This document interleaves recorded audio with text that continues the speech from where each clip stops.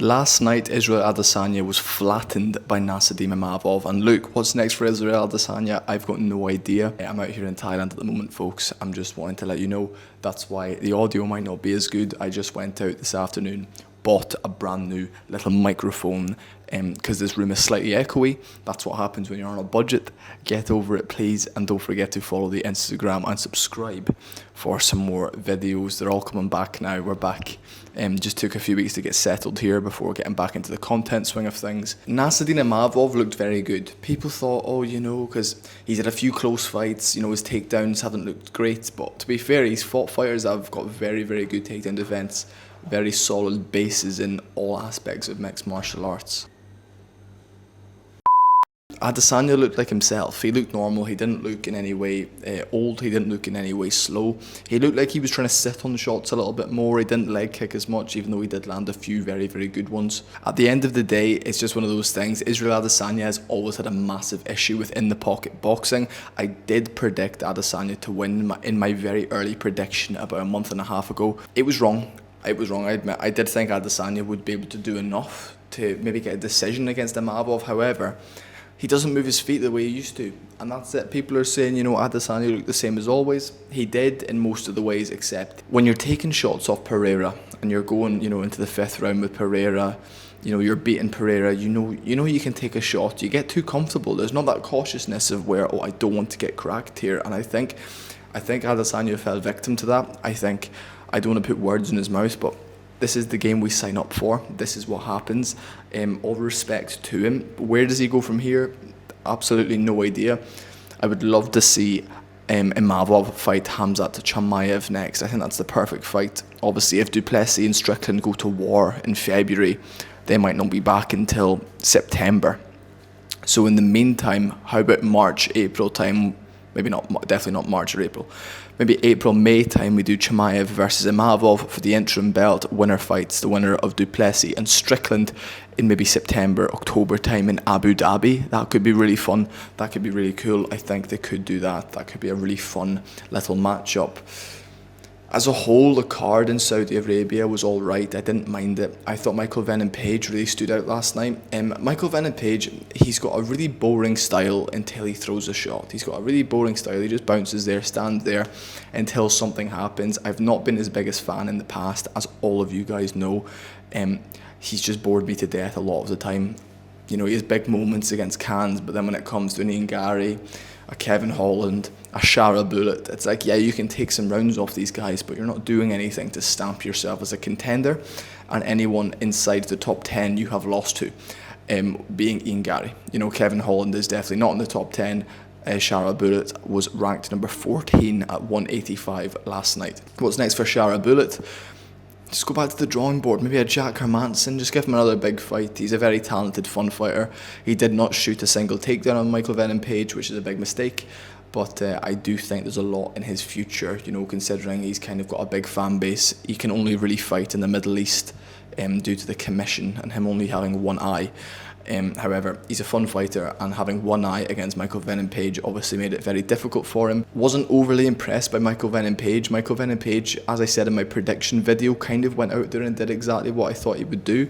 He bounced around in front of him and did one shot at a time.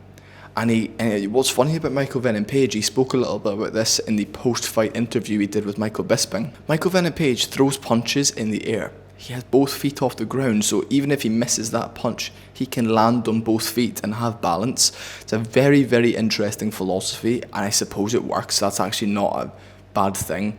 I don't know. I'm not going to discredit it. It works for him. He's got crazy knockouts in the past. I would like to see him finish somebody in the UFC though, and I would like to see his grappling tested again. I would like MVP. He's a little bit of an older guy.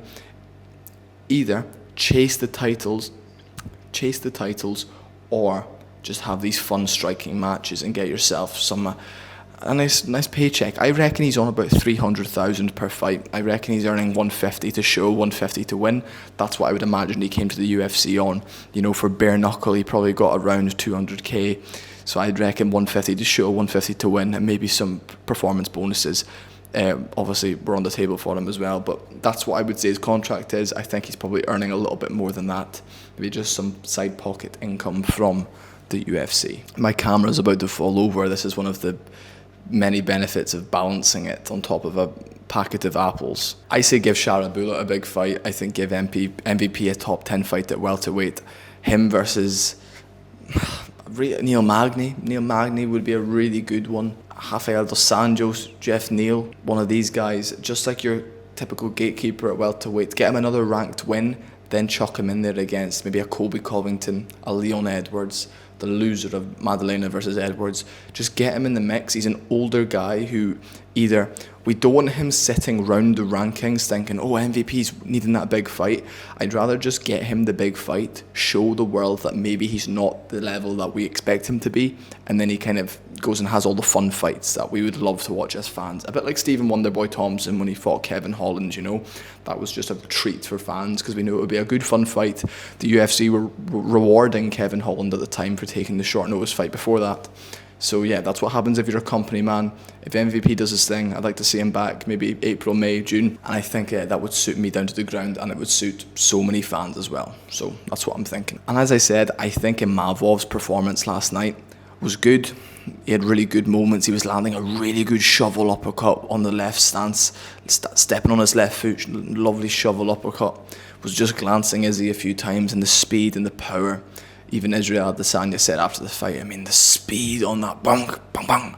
It was just, after they reset, bam, just, it was so fast. He really sat on the shot. And another French prospect, which is really cool, considering Cyril Gane is kind of a, well, I want to say, I don't really want him on Benoit Saint-Denis, and Cyril Gane is who's representing France at the moment, and Imavov knocking out probably the greatest middleweight of all time cements him, I think, as a bit higher on the list.